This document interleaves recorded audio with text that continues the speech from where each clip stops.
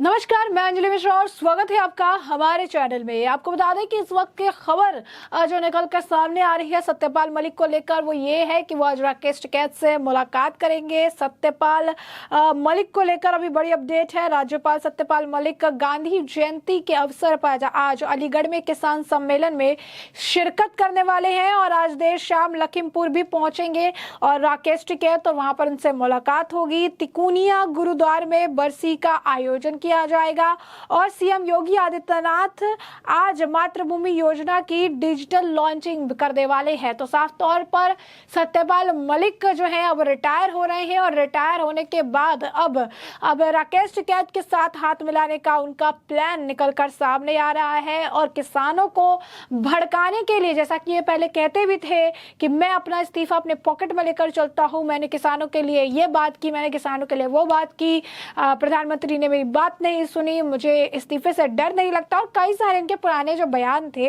वो निकलकर सामने आते रहते थे। ऐसे में अब इनको लग रहा था कि कहीं इनकी थोड़ी और डेट्स जो है बढ़ जाएगी, लेकिन अब इनके रिटायरमेंट की डेट या कुछ भी नहीं बढ़ा है। अब रिटायरमेंट इनको लेना पड़ेगा और मेघालय के राज्यपाल सत्यपाल मलिक को और इनकी जगह पे नए राज्यपाल की नियुक्ति की जाएगी। सत्यपाल मलिक अपने बयानबाजी के लिए भी काफी ज्यादा जाने जाते हैं। आरजेडी में भी उनका शामिल होने की जो खबरें निकलकर सामने आ रही थी, जिसके बाद उन्होंने स्पष्ट किया कि नहीं, ऐसी कोई भी बात नहीं है, वो ना चुनाव लड़ेंगे ना राजनीति करेंगे, लेकिन किसानों के साथ जो है मिलने की बात निकलकर सामने आ रही है। अब ऐसे में अब ये जो अपडेट है वो ये है कि राकेश टिकैत से आज उनकी मुलाकात होने वाली है और साफ तौर पर फिर किसान आंदोलन में आप कह सकते हैं कि एक फिर से एक पुश देखने के लिए मिल सकता है। सरकार के खिलाफ एक बार फिर से किसान आंदोलन को इस्तेमाल किया जा सकता है। तो मेघालय के राज्यपाल सत्यपाल मलिक अब रिटायर हो रहे हैं। रिटायरमेंट से पहले सत्यपाल मलिक ने बीजेपी और प्रधानमंत्री नरेंद्र मोदी के खिलाफ मोर्चा खोला हुआ है। वो पीएम मोदी पर किसी न किसी तरह से आरोप और हमले जो है वो करते रहते हैं। अगले 3 अक्टूबर को शामिल होने वाले किसान सम्मेलन में जो है वो राष्ट्रीय अध्यक्ष जयंत चौधरी के साथ मंच साझा करेंगे, ऐसी खबरें थी। सूत्रों के मारे तो सत्यपाल मलिक जो है राज्यपाल के पद से सेवानिवृत्त होने के बाद राष्ट्रीय लोक दल पार्टी में शामिल हो सकते हैं, जिसके लिए उन्होंने मना कर दिया था। उस वक्त अटकलें तेज थी कि सत्यपाल मलिक 2024 का लोकसभा चुनाव लड़ने की भी मंशा रखते हैं। उनकी निगाहें जाटलैंड में शामली जिले की कैराना लोकसभा सीट पर भी है, जो मौजूदा समय में भारतीय जनता पार्टी के पास है। साथ ही 2 अक्टूबर यानी गांधी जयंती के दिन आज जो है अलीगढ़ में सत्यपाल मलिक के किसान सम्मेलन में शिरकत करेंगे। राज्यपाल बनने से पहले तक सत्यपाल मलिक बीजेपी में रहे, लेकिन चुनाव जो है नहीं लड़े जाने की वजह से वो लगातार बीजेपी के खिलाफ मोर्चा खोले रहते थे और हमेशा इस तरीके की विवादित बयान जो है वो दिया करते थे। बीते महीने यानी अगस्त में एमएसपी को लेकर सत्यपाल मलिक ने बीजेपी को घेरा था। हरियाणा के नूह में उन्होंने ये कहा था कि एमएसपी इसीलिए लागू नहीं होगी क्योंकि प्रधानमंत्री का एक दोस्त है अडानी, जो एशिया का सबसे मालदार आदमी बन गया है, और 5 साल में मलिक ने देश को बेचे जाने का आरोप भी सरकार पर लगाया था। सत्यपाल मलिक ने यह भी कहा था कि एमएसपी का लागू ना हो और उसको कानूनी दर्जा ना मिले तो दोबारा लड़ाई होगी और इस बार जबरदस्त लड़ाई होगी। देश के किसान को आप पराजित नहीं कर सकते, उसे डरा नहीं सकते हैं, उनके यहाँ ईडी नहीं भेज सकते, किसी इनकम टैक्स वाले को नहीं भेजा जा सकता। उनको काहे से डराओगे, वो तो पहले से फकीर है, उनको तो वैसे ही कहीं का नहीं छोड़ा, इसीलिए वो लड़ेंगे और एमएसपी लेकर रहेंगे। तो उनके बयान से भी आपको समझ आ रहा है कि आखिर इस्तीफा हो जाने के बाद, रिटायरमेंट होने के बाद उनके क्या कुछ प्लान्स जो है, जो उनकी बातों में उनके जिस तरीके से वो टिप्पणी करते हैं, जिस तरीके की चीजें वो कहते हैं, उससे स्पष्ट हो जाती है कि आखिर उनकी मंशा क्या है, क्या वो आगे के लिए सोच रहे हैं। और जिस तरीके से अब आज सम्मेलन में शामिल होने वाले हैं, राकेश टिकैत से मुलाकात भी होगी उनसे, इससे भी ये बात स्पष्ट हो जाएगी कि कहीं ना कहीं एक बार फिर से किसान आंदोलन एमएसपी के नाम पे किसान आंदोलन कई और मुद्दों पर आने वाले समय में देखने के लिए मिल सकता है। मलिक ने यह भी कहा था कि अडानी ने पानीपत में बहुत बड़ा गोदाम बनाया है, जिसमें सस्ता गेहूं लेकर भर दिया गया है। जब महंगाई होगी तो फिर वह इस गेहूं को निकालेगा। प्रधानमंत्री के दोस्त मुनाफा कमाएंगे और किसान बर्बाद हो जाएगा। यह चीज बर्दाश्त नहीं की जाएगी। इस इसके खिलाफ लड़ाई होगी।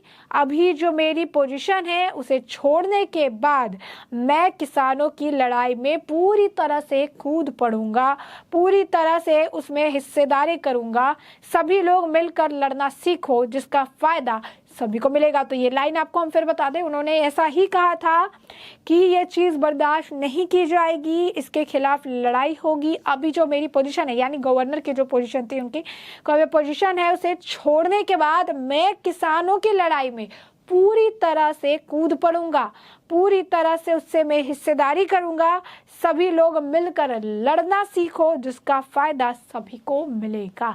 यानी स्पष्ट रूप से किसानों के तरफ जो है लड़ाई जो है, किसानों को भड़काने का काम अब सत्यपाल मलिक करते नजर आए। पहले भी उन्होंने कई भड़काऊ बयान दिए थे, प्रधानमंत्री नरेंद्र मोदी पर हमेशा निशाना साधते नजर आए थे, हमेशा कहते इस्तीफा मेरे जेब में है, मोदी सरकार पर बरसते नजर आते थे।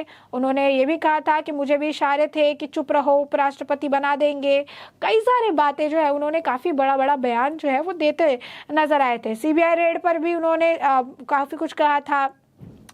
और जब राजनीति में सक्रिय होने की बात होती है तो ये कहते हैं कि ना मैं चुनाव लड़ूंगा, ना मैं जो है राजनीति करूंगा। तो ये बात स्पष्ट है कि ना वो चुनाव लड़ेंगे और ना ही राजनीति करेंगे। तो वो साफ तौर पर किसानों की लड़ाई में हमेशा से कूदने की बात उन्होंने कही है। शुरुआत से ये कहा है कि किसानों की जो लड़ाई होगी हम उसे लड़ेंगे, किसानों की जो लड़ाई है उसको हम साथ में चलकर जो है करेंगे। मेरा गवर्नर का पोस्ट है, जब वो पोस्ट नहीं रहेगा, क्योंकि ऑब्वियसली एक रिटायरमेंट भी उन्हें भी पता है कि जो एक एज पीरियड है, एक एज लिमिट है जिसके बाद रिटायरमेंट मिलेगी और रिटायरमेंट के बाद उनके पास करने के लिए कुछ नहीं रहेगा। और ऐसे में उन्होंने ये मन बना लिया, क्योंकि सरकार में होते हुए, सत्ता में होते हुए भी वो तरह तरह के निशाने जो साधते थे बीजेपी में। और ऐसे में जब उनकी पोस्ट चली जाएगी, किसी के लिए अकाउंटेबल नहीं होंगे, कुछ आंसरेबल नहीं होंगे, तो वो फ्री हैं किसी भी चीज़ को करने के लिए। और ऐसे में किसानों के साथ, किसानों के हितैषी बनने वाले सत्यपाल मलिक एक बार फिर किसानों में जहर घोलते नजर आएंगे, क्योंकि उनका यही टोन है बात करने का।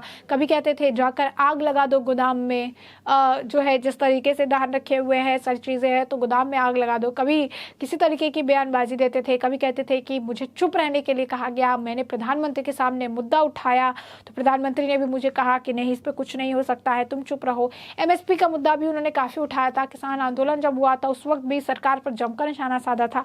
तो बीजेपी में होकर भी ये बीजेपी के नहीं हुए, बीजेपी में होकर भी ये कई सारे जो बातें हैं, जो भड़काऊ बयान है, वो हमेशा जो है ये देते रहे। हमेशा भड़काऊ बयान और बातों की वजह से इन्होंने सुर्खियां बिटोरी हैं। हमेशा इनके साथ जो है ये परेशानी हमेशा से देखने के लिए मिली है। तो साफ तौर पर ये इनके लिए भी मुश्किल आप कह सकते हैं कि उनको लगा शायद थोड़ा सा और समय बढ़ जाए, लेकिन समय नहीं बढ़ेगा। तो अब सत्यपाल मलिक और टिकैत के हाथ मिलाने की खबरें सामने आ रही है और बड़ा साजिश जो है योगी आदित्यनाथ के खिलाफ करते नजर आएंगे। और हो सकता है कि आने वाले वक्त में किसान आंदोलन एक बार फिर देखने के लिए मिलेगा। तो साफ तौर पर जो अभी अपडेट है वो अपडेट हमने उससे आपको रूबरू कराया है कि आज सत्यपाल मलिक जो है वो आंदोलन में जो सम्मेलन होने वाला है, किसान सम्मेलन, उसमें आज शिरकत करेंगे और वहां पर राकेश टिकैत भी मौजूद रहेंगे। तो ऐसे में हमने आपको ये पूरा मामला विस्तार से बताया कि पूरा मामला क्या है, और अब इस मामले पर आपकी जो राय हो कमेंट सेक्शन में कमेंट करके जरूर साझा करें।